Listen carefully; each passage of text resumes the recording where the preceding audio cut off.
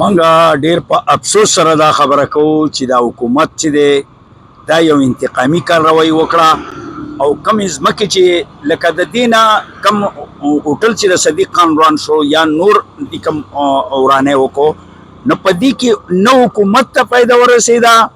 او نه عوامو ته فایده ورسېده بلکې په ضد باندې یو کار وکړو او دا غضد مطلب دا دی چې دا قوم دا ملک په دې ملک کې یو داسې لابي موجوده ده چې هغه وایي چې موږ څه غواړو هغه به کېږي او چې تاسو څه غواړئ عوامه تاسو به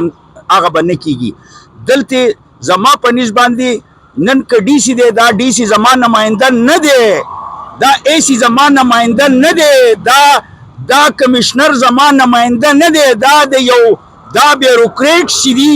دا د غلو نه غله خلک دی ولې د دې اوس هم د ډي سي حساب وکړه نه د پټواري سره د حساب کتاب دی د میاشتې او هغه پټواري چې دی هغه دله کار کوي دغه شان تحصیلدار دله کار کوي دغه شان کمشنر له نور خلک کار کوي بل دا چې څومره فنډز راځي یا د سواد ته څومره فنډ د اوسه پورې د پاکستان په مد کې راغلي دي نه هغه خلکو دې خلکو اړپ کړي دي او د هغې باقاعده ثبوتونه موجود دي دی په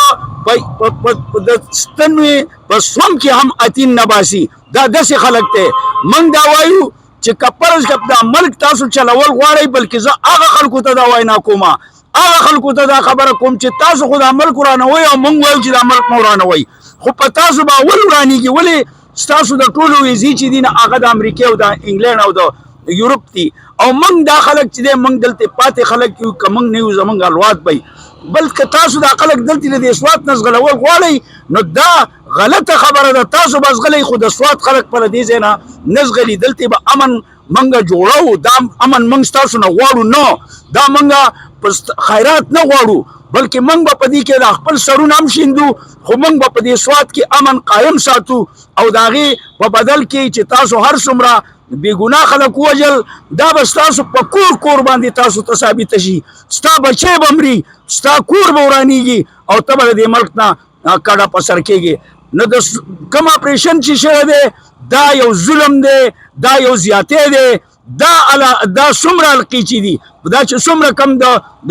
ګرداورۍ دغه دي خسري دي دا د دې خلکو خسري دي په دې کې باقاعده کار شوی دی هغه ثابتې شي ټیک ټاک دي یو مناسب کار کولی نو زمونږ چې کم مشران دي هغه الحاج زاهد خان دی یا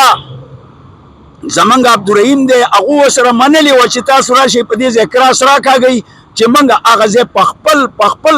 خبره په دغه باندې وران کړو په خپل لاس یې وران کړو چې ستاسو دا سود وشي حال دا دی دغه هم ناجایزه خبره وه او شاید چې دی دا د میرو دا کم از کم د دې ثابت علاقې د قومي اسمبلۍ د سیټ هم هغه دغه کړی دی او نر وړوکی دی خو د هغې هم بېعزتي کړې ده د عوامي سړي دې ته داسې ښکاري لکه دا چې خشاکي دا چې یو عام سړی نو موږ دې انتظامیه ته وایو چې دا نااهله خلک چې دا په موږ باندې چا سواره کړي دي موږ دا بالکل نه منو موږ دې د پاکستان آئین نه مني دې د پاکستان قانون نه مني او موږ نه د دې دا بدماشي منو او نه موږ د دې دا قانون منو او نه موږ د دې دا حکومت منو خو د افسوس خبره دا ده چې دلته د نیپال په شان یو زلمی راپاسي د 20 کالو او هغه به د انقلاب راولي زمونږ د دې زړو کاړه خو نه ده د انقلاب تمه قطع شوې ده دلته چې انقلاب نه راغلی نو دلته دا ملک چې دی دا په صحیح لار باندې نشي تللی او موږ دې ټول عوامو ته درخواست کوو چې تاسو له څه نه درکوئ خو ستاسو نه علي لہذا په داسې ملک کې اوسېدل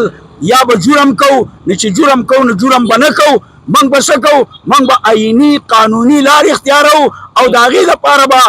د هر قسمه قربانۍ ته ځان تیار ساتو